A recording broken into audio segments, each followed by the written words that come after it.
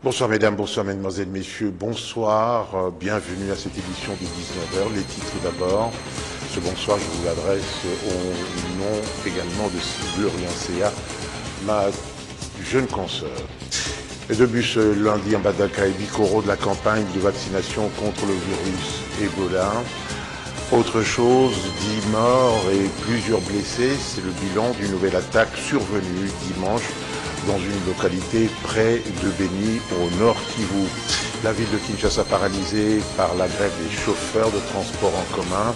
Ils protestent notamment contre les tracasseries policières. Seuls les bus Transco et ceux de Transking étaient visibles sur les grandes artères de la capitale, tout au moins dans l'avant-midi. Situation qui s'est un tant soit peu améliorée dans l'après-midi. Invité du journal, Joly au CACO et la mise en place depuis 5 ans le numéro vert, avec elle nous parlerons donc du phénomène dangereux de viol qui se commettent même dans la ville de Kinshasa, selon ce qu'elle nous a dit avant de monter dans ce journal, sur ce plateau. Eh bien, il y en aurait beaucoup des femmes violées, même à Kinshasa. Merci de continuer à nous faire confiance. Vous avez et vous aurez toujours raison.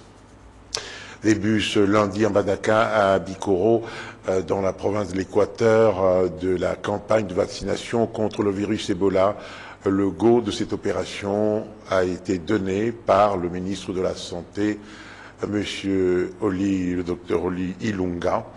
Seuls les prestataires et les personnes qui ont été en contact avec les malades étaient les premiers concernés dans cette phase.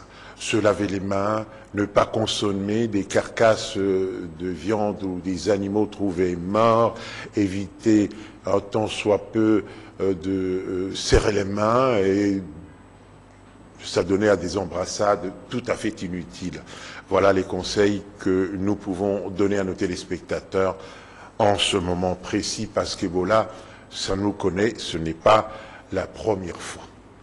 Encore des morts dans le Nord Kivu. 10 personnes ont trouvé la mort dans une attaque des présumés ADF hier dimanche à Mangoko, une localité du secteur de Beni Mbau, située à environ 22 km au nord-est de la ville de Beni. Les assaillants ont également pillé plusieurs commerces durant l'attaque. Des morts de trop pour la population de cette partie du pays qui a manifesté ce matin en mémoire des civils tués. La société civile de Beni a décrété 2 jours de deuil. Retour à Kinshasa, les propriétaires des véhicules privés l'ont constaté, ceux qui empruntent le transport en commun l'ont vécu, les conducteurs des transports en commun ont observé ce matin et une bonne partie de l'après-midi un mouvement de grève, conséquence des retards au lieu de travail et même carrément des absences.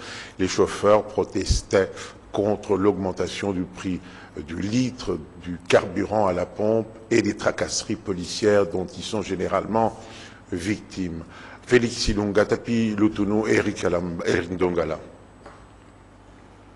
Il fallait avoir des nerfs solides pour trouver un transport en commun ce matin à Kinshasa, conséquence de la grève des chauffeurs du secteur privé. Pas de taxis, moins encore des taxis-bus. Seuls les bus Transco et ceux de New Transking étaient visibles dans les grandes artères de la capitale. Certains qui nous ont parcouru de longues distances à pied pour atteindre le lieu de travail, mais d'autres ont payé plus que d'habitude. En tout cas, ce n'était pas facile. J'ai pris la moto, j'ai payé presque 2000 francs, donc le x3 de ce que j'ai toujours payé chaque jour. Ils doivent quand même revoir les choses parce qu'on a revu le prix de transport, mais les carburants, ça pose encore un grand problème. Je me demande comment les autres vont faire. C'est vraiment difficile. Même ceux qui rentraient à la maison avaient de la peine pour trouver un véhicule où s'accrocher. Je suis venu chercher le transport, ça fait depuis une trentaine de minutes que j'attends le transport, il n'y en a pas. Non, des motos, il y en a, ils ont quand même revu à la hausse leur prix, comme d'habitude. Comme il n'y en a pas, ce qui fait qu'on attend toujours. Les motocyclistes, communément appelés à Kinshasa Wewoua, également victimes des tracasseries policières, n'ont pas manifesté leur solidarité envers les conducteurs des véhicules de transport en commun. Mais ils appellent au bon sens des autorités compétentes.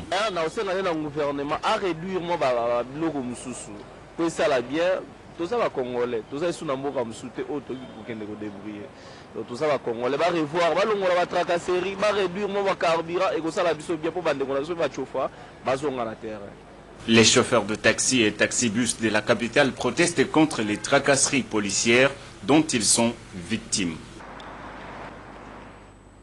Le même mouvement de grève était observé dans la partie est de la ville de Kinshasa, à Tchangou par exemple. Là-bas, la moto était la reine, la vedette. Tous ceux qui voulaient se déplacer ont emprunté les deux roues, les taxis et taxibus ayant déserté les rues de Kinshasa. Et certains chauffeurs sont allés jusqu'à exiger la démission du président de l'ACO, son péché avoir promis que tout allait se dérouler normalement à Kinshasa aujourd'hui. Ange Makadi, Eric Alambay. La grève des chauffeurs est un véritable calvaire. À la Tchangou, les arrêts de bus sont pleins de monde. Beaucoup de travailleurs ont passé des heures à attendre des véhicules de transport. Le plus ténace ont fait les pieds. Ce sont des motocyclistes qui dictent leur loi. Il n'y a pas de transport de part et d'autre. C'était déjà avisé. Les gens font de pied, vous voyez des milliers de gens, ils se promènent à pied. Maintenant, ce sont des gens de moto. Ils ont un transport de part et d'autre, de leur choix. Les gens n'ont pas de choix, ils payent ce qu'ils appellent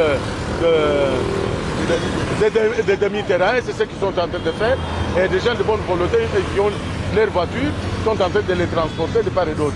Outre leurs revendications, quelques chauffeurs accusent le président de l'association des chauffeurs, Jean Mutombo, d'incompétence. Normalement, il fallait que les chauffeurs gréver pour Mutombo, président Aseko Alongwa, pour ça incompétent. L'objectif de la grève devrait être le départ du président Mutombo de la SECO. Il est incompétent. Il doit partir parce qu'il n'arrive pas à revendiquer les droits des chauffeurs par rapport aux tracasseries policières et l'augmentation du transport en commun. Selon les tracts jetés les week-ends, le chauffeur revendique l'ajustement du prix du carburant en fonction des tarifs des transports. Des tracasseries policières et fouilles des véhicules sont aussi parmi les raisons évoquées pour cette cessation des travaux. Alors que la SECO appelait les chauffeurs à ne pas observer la grève, d'autant plus que des négociations avec l'hôtel des villes de Kinshasa sont en cours. Restons toujours à la Tchangou avec ce joli coup de filet de la police nationale congolaise. Bravo les gars, la police nationale congolaise qui a mis la main sur des présumés malfaiteurs qui opèrent dans les véhicules communément appelés à Kinshasa Ketch, témoin de l'événement Ange Makadi.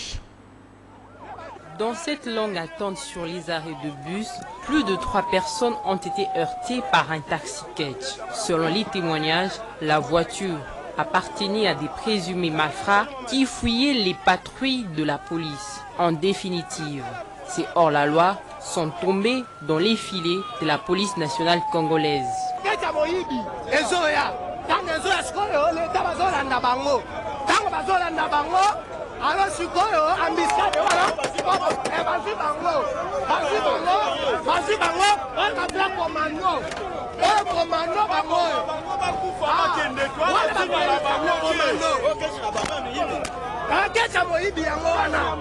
Les blessés ont été acheminés au centre hospitalier pour des soins. Rappelons que c'est depuis le mercredi 16 mai dernier que la police nationale congolaise a lancé l'opération des fouilles des véhicules sans plaque d'immatriculation ou à vitres teintées afin de lutter contre la criminalité en milieu urbain. Tout autre chose maintenant, mais le vice-ministre en charge de l'urbanisme et habitat tient à la réhabilitation du tribunal de grande instance d'Ndjili, incendié en septembre 2016 lors des événements malheureux survenus à Kinshasa. Willy Bolio a remis ce lundi un don de 200 tolls à cet établissement Ange Macadi.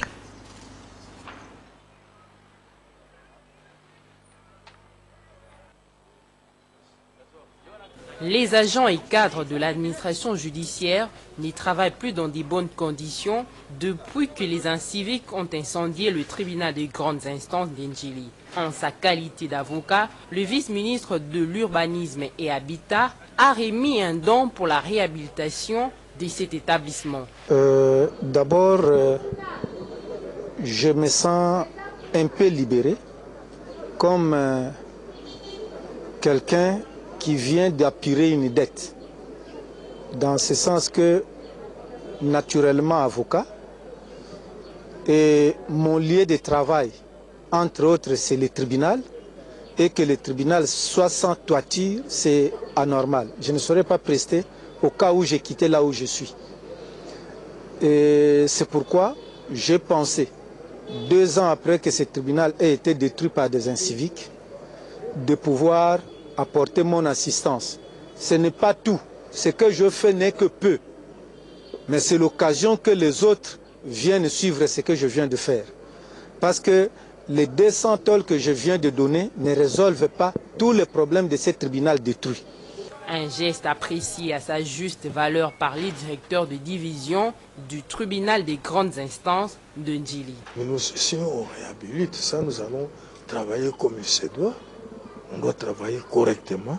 Parce que le comble en est que les registres, les objets saisis, les objets confisqués, les dossiers en cours, les dossiers terminés, des prisonniers qui sont gardés là-bas pour viol et pour meurtre, sont...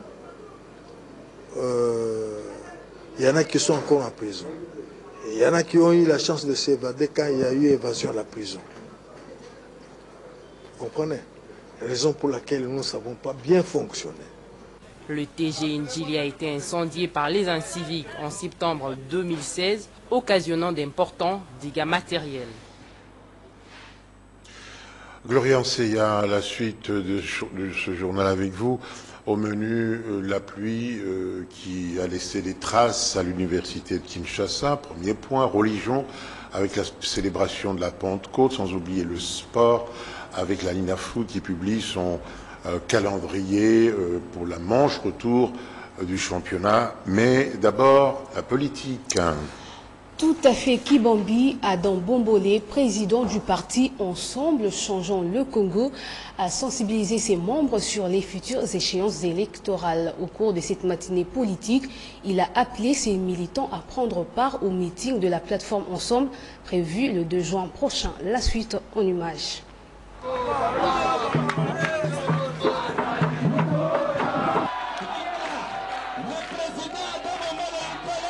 Militants, cadres du parti et membres de la plateforme Ensemble ont rehaussé de leur présence la matinée politique organisée par l'ESECO Ensemble Changeons le Congo. À travers cette rencontre, Adam Bombolé, président du parti, sensibilisait ses militants en vue de les préparer pour les prochaines échéances électorales, mais aussi pour le meeting de la plateforme Ensemble du 2 juin prochain.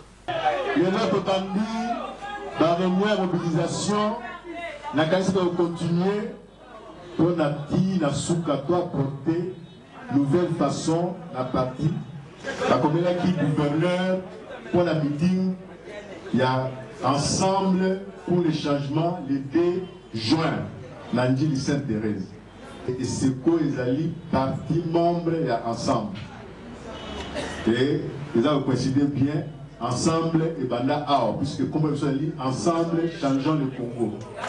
Plateforme les alliés ensemble pour les changements. La ligne Mokolo ya le 2 juin. Bino soit mobilisateur vous allez awa pour sa force la capacité de mobilisation il y a ESECO la meeting dans la place Sainte-Thérèse. Le président de l'ESECO a par ailleurs rejeté la machine à voter de la CENI et il confirme en même temps le retour de Moïse Katumbi au pays pour les dépôts de sa candidature. Machine est formatée pour la tricher. Il y a un mot qui sont la 4 oppositions. La carte opposition, Toto une machine à voter. Moïse Katumbi, Balingate, Akozonga. Ensemble changeant le Congo soutient la candidature de Moïse Katumbi à la présidentielle du 23 décembre 2018. Les pluies qui s'abattent depuis le mois de janvier dernier à Kinshasa laissent des traces au quartier Mbanzalemba et ses environs. Elles ont provoqué de telles d'érosion dans cette partie de la ville de Kinshasa. Quelques habitations érigées ont été inondées. Reportage. Après la pluie vient le beau temps, dit-on. Pourtant, c'est tout le contraire pour les habitants du quartier Mbanzalemba.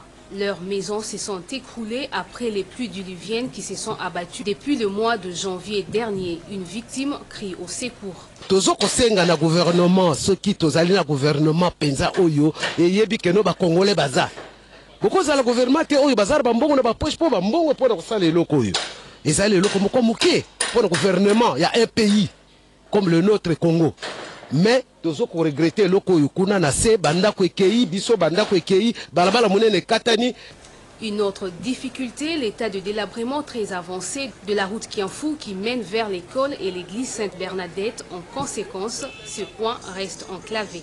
Après la pluie, la route est complètement impraticable. Généralement, ceux qui ont des véhicules souffrent, nous-mêmes les piétons, nous souffrons beaucoup. Pour passer, il faut toujours grimper sur les sacs. Il y a des fois les petits enfants culbutent sur de l'eau qui stagne sur la route. Et puis bon, les élèves ont des difficultés pour arriver à l'école, les parents également. Nous demandons d'abord au gouverneur de la ville de Kinshasa. Nous demandons évidemment au bourgmestre qui est notre autorité municipale. Nous lançons aussi notre cri d'alarme vers le ministre d'Environnement de pouvoir descendre, de faire l'état des lieux et puis faire les rapports acquis des droits. La commune de Lemba compte dans son ensemble 14 quartiers. La progression de ces têtes d'érosion risque d'effacer de la carte certains quartiers de cette municipalité. En religion, les chrétiens du monde entier ont célébré hier dimanche la Pentecôte qui conclut officiellement le temps pascal. Nos reporters s'étaient rendus dans une église de la ville de Kinshasa. Sur place, les fidèles de cette assemblée ont passé dans la joie cette importante fête chrétienne. Bienvenue, Baboua.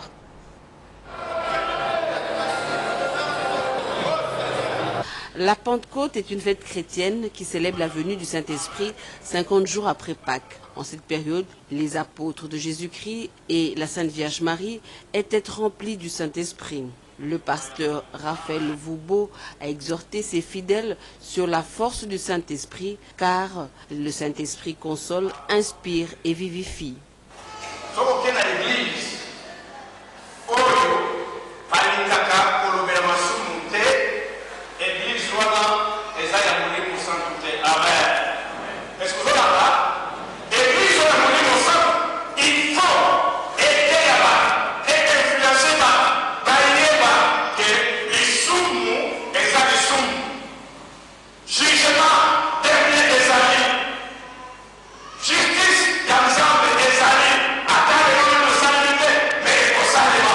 Selon la foi chrétienne, la Pentecôte marque la fin du temps pascal. Elle donne à l'Église les prémices de sa mission, annoncer la bonne nouvelle de la résurrection du Christ à toutes les nations. En sport, la commission de la Linafoot annonce pour le 26 mai le début de la manche retour qui ira jusqu'au 28 juin prochain. 2 matchs sont au programme de l'ouverture de cette phase. AC Rangers va en découdre avec Saint-Éloi Lupopo et Dragon va recevoir TP Mazembe. Malgré la publication de ce calendrier, le cabinet du ministre des Sports n'a pas encore répondu favorablement à la dérogation sollicitée par la FECOFA. Junior Bompema. La commission de gestion de la Linafoot a rendu public le calendrier de la manche retour du play-off de son championnat. À l'ouverture de cette dernière manche, 2 belles affiches sont prévues à Kinshasa. D'abord, la Rangers reçoit le Saint-Éloi Lupopo, puis les Dragons croisera le TP Mazembe au stade des Martyrs de la Pentecôte en deuxième explication. La commission s'est basée sur les articles 224 et 202 des règlements généraux et sportifs de la FECOFA qui stipulent respectivement que le championnat doit être joué en manche aller-retour. Puis il faut débuter la manche retour juste après la fin effective de la manche aller. Alors que nul n'ignore que la saison sportive s'ouvre le 1er août et se clôture le 31 mai. La commission de gestion publie ce calendrier pendant que la FECOFA n'a pas encore obtenu la dérogation telle que sollicitée auprès du ministère des tutelles. Comme pour dire que depuis un peu plus de 4 saisons, la Linafoot n'a jamais respecté les calendriers fixant le début et la fin de la saison sportive. Sinon, la dérogation a toujours été sollicitée.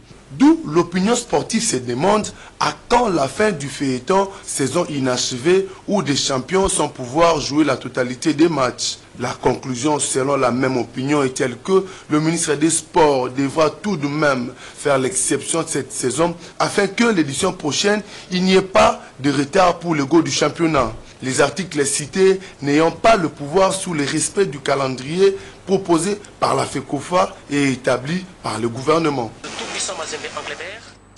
Comme on le sait, maintenant nous recevons Madame Jolie Okako. Madame Jolie Okako, bonsoir. Bonsoir, monsieur Kilondi. Vous avez une ONG qui fait du travail appréciable. Nous avons voulu mettre notre petite pierre à la construction et à la grandeur de cette ONG parce que le travail qu'elle fait est extraordinaire. Cette ONG s'appelle Téléphone Vert. Expliquez-nous. Alors, Téléphone Vert est une organisation gouvernementale à but non lucratif. Nous travaillons dans la lutte contre les violences faites aux femmes et aux jeunes filles. Nous avons mis en place un des mécanismes de prévention qui est les téléphones verts. C'est un numéro vert gratuit pour permettre aux femmes victimes de violences de pouvoir appeler et de dénoncer les violences qu'elles subissent et de se faire accompagner psychologiquement, médicalement et judiciairement. Alors, ça se passe comment? L'idée, c'est faire en sorte que la personne qui a été violée ne puisse pas continuer à se cacher sous le sceau de l'anonymat. Elle vous appelle? Exactement. L'idée est que déjà que la personne appelle pour dénoncer, parce que pour mener toute action de justice, il faut qu'il y ait une dénonciation. Et aussi, le fait de dénoncer, ça libère la personne. Et donc, la personne nous appelle, et selon le cas, nous orientons la personne vers des structures de prise en charge, que ce soit psychologique, médicale ou judiciaire. Alors, la prise en charge psychologique, en quoi ça consiste? Alors, la prise en charge psychologique, nous travaillons dans notre équipe, nous avons un psychologue qui a son cabinet, qui travaille avec nous. Pour le moment, il travaille bénévolement. Donc, il travaille avec nous. Nous orientons la victime vers ses médecins qui s'occupent de lui. Mais surtout, nous travaillons aussi avec d'autres structures de prise en charge, que ce soit psychologique ou judiciaire ou médicale. Voilà. Donc, vous emmenez cette personne vers un médecin? Vers un médecin pour s'occuper de lui. Voilà. Quand c'est un cas de viol, nous envoyons la personne vers un médecin pour faire les constats, pour soigner déjà la personne et pour faire le constat s'il y a eu bien viol. Et puis, avec la volonté de la personne, nous voyons si nous pouvons continuer mener une action judiciaire si la victime connaît l'agresseur, s'il connaît son agresseur, qu'est-ce qu'elle voudrait? Elle voudrait une réparation? Est-ce qu'il faut une action en justice? Malheureusement, beaucoup de gens se rétractent au dernier moment parce qu'ils se disent ça servira à rien. De toute façon, si je mène une action en justice, où est-ce que ça va m'amener? Tout ça, c'est parce que les gens ne sont pas très informés. Les gens ne sont pas très informés. Les gens ne connaissent pas leurs droits. C'est vrai que le gouvernement fait beaucoup d'efforts pour éradiquer les violences faites aux femmes. Il y a eu beaucoup d'améliorations. Mais comme les gens ne sont pas très informés, les gens ne savent pas ce qui se passe.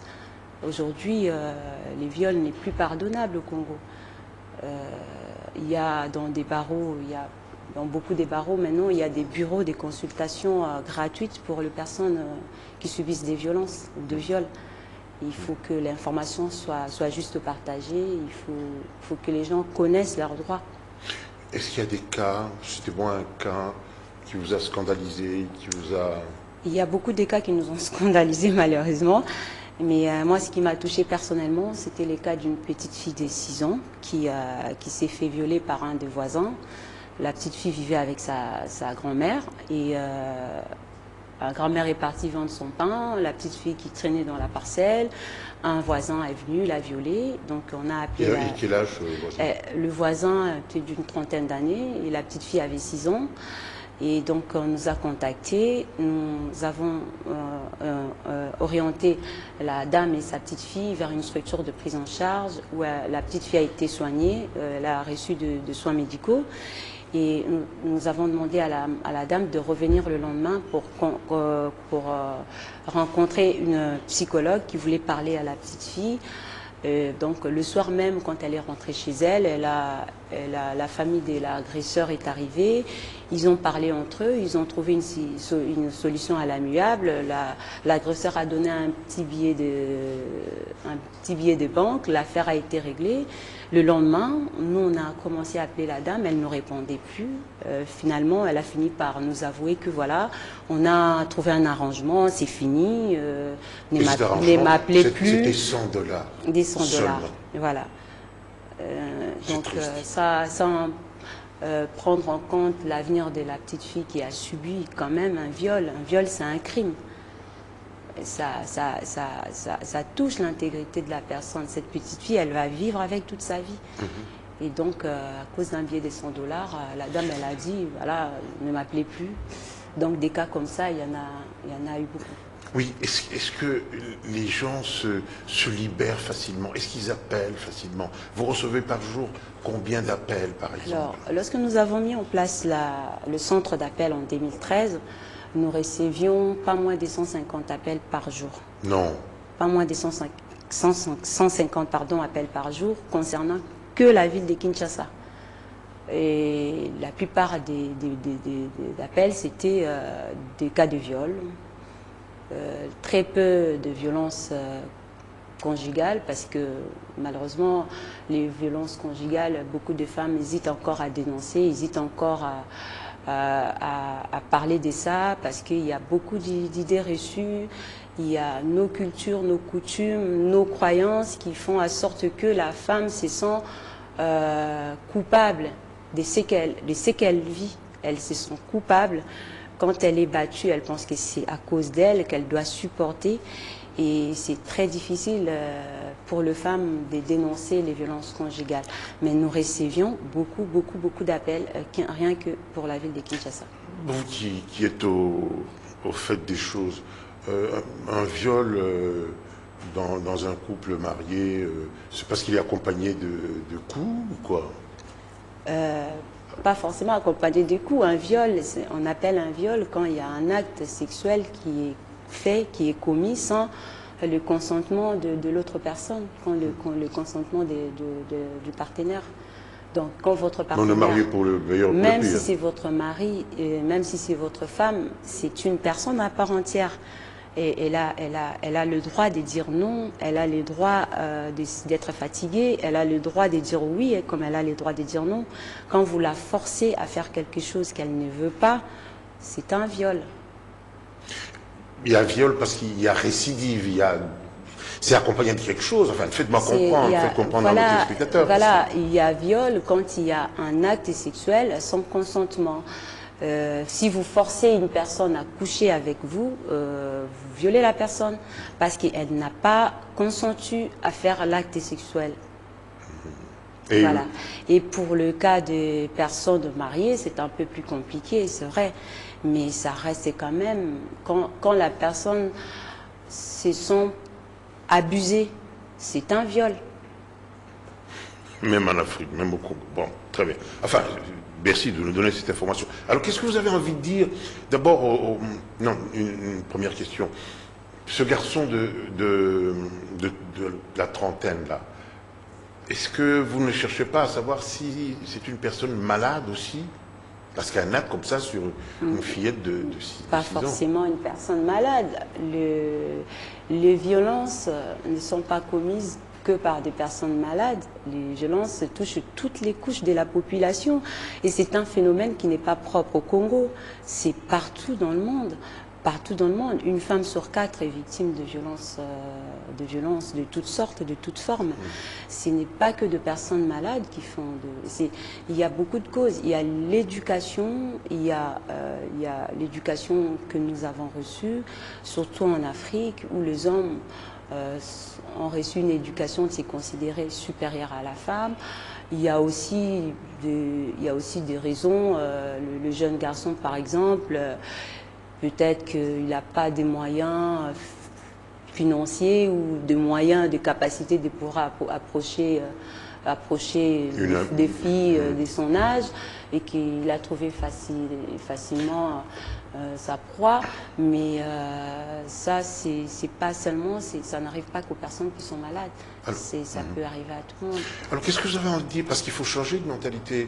C'est vrai que c'est pas facile de dénoncer un viol. Qu'est-ce que vous avez envie de dire aux téléspectateurs qui nous écoutent pour que les choses évoluent positivement, pour qu'ils vous contactent facilement, parce que vous garantissez le secret? Nous garantissons les secrets et nous contactons la personne, nous voyons, les personnes viennent nous voir eux-mêmes. C'est avec la volonté de la personne que nous commençons, nous mettons en place nos actions. Nous ne venons pas nous dire, ok, voilà, vous avez violé telle personne, nous allons vous poursuivre en justice. Non, c'est avec la volonté de la victime. Ça, c'est premièrement. Et deuxièmement, concernant le changement des mentalités, ça doit se faire avec tout le monde. C'est un travail collectif. Nous devons tous mettre la main à la pâte pour changer de mentalité. C'est vrai que la femme reste notre bénéficiaire prioritaire de nos activités, mais l'homme aussi, on implique aussi l'homme, parce que c'est l'homme qui est la cause de violence. Donc le changement des mentalités s'est fait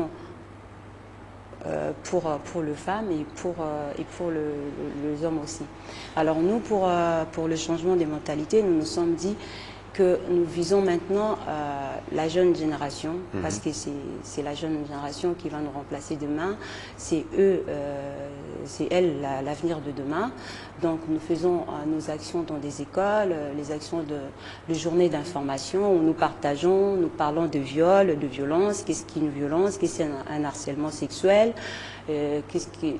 jusqu'où vous pouvez aller, à quel moment il faut dénoncer. Nous préparons la jeune génération à connaître ses droits, à connaître que ce soit les garçons et les filles, doivent savoir vivre ensemble dans la société, dans le respect mutuel.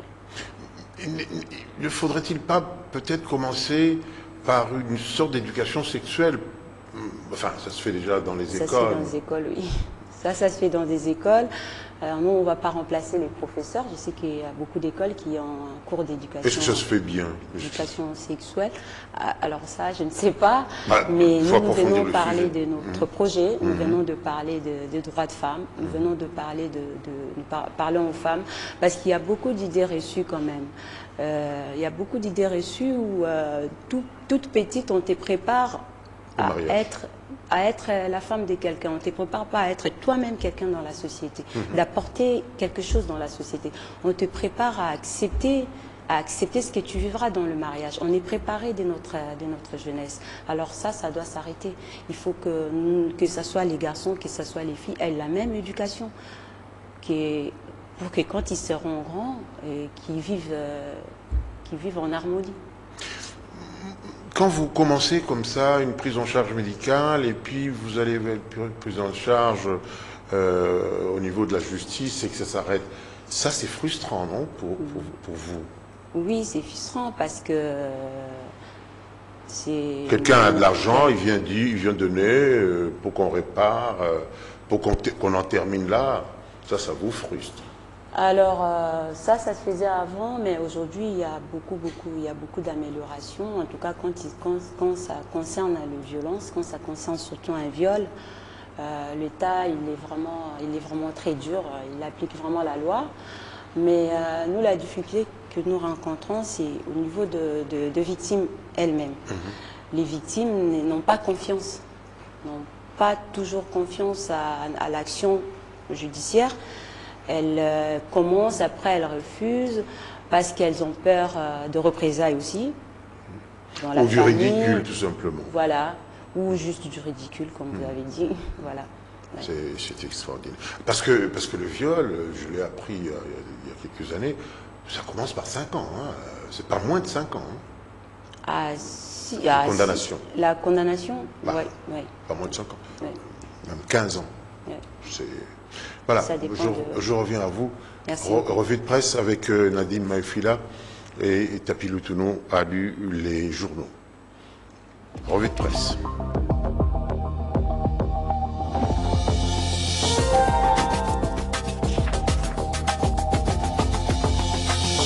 Les chauffeurs taxis de la ville de Kinshasa ont décidé d'aller à leur tour en grève dès ce lundi. Ils veulent, explique le vrai modérateur, obtenir des autorités compétentes la réduction du prix du litre d'essence et mazout à la pompe. Ces mouvements, ajoute Congo Nouveau, qui devrait prendre 3 jours, visent à protester contre les tracasseries et les spéculations faisant état de la révision à la baisse du prix de la course.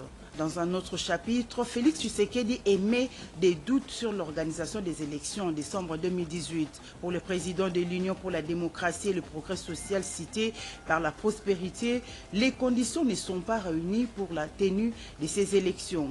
Malgré le pessimisme obsessionnel des acteurs politiques, Forum des As souligne que seul organe chargé d'organiser les élections en RDC, la CENI, s'en tient à son calendrier rendu public le 5 novembre 2017 qui fixe les élections au 23 décembre prochain. Et puis le journal révèle que Zachary Bababassou, élu de Lukunga pour le compte de la majorité présidentielle, a annoncé le week-end dernier son ralliement au camp de Moïse Katumbi.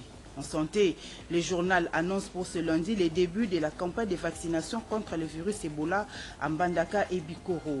Affaire Jean-Pierre Bemba, la chambre d'appel de la Cour pénale internationale se prononcera le vendredi 8 juin prochain. Information à lire dans le journal L'Avenir. Au cours de cette importante audience publique, ajoute la tempête des tropiques, la CPI va donc prononcer ses jugements concernant les appels à l'encontre du verdict et de la peine prononcée dans cette affaire par la Chambre des premières instances 3. C'est tout pour ce soir. Merci madame. Avant de terminer, qu'est-ce que vous dites aux donateurs éventuels ? Parce que vous avez besoin de moyens pour mener cette action, comment je veux dire, louable. Nous avons besoin de beaucoup de moyens parce que c'est un grand projet. Pour l'instant, nous travaillons que sur la ville de Kinshasa, mais il y a encore beaucoup de provinces qui, là-bas aussi, qui ont besoin aussi de nous. Donc, tout ce que je peux dire aux donateurs, c'est de venir nous voir et de pouvoir nous financer.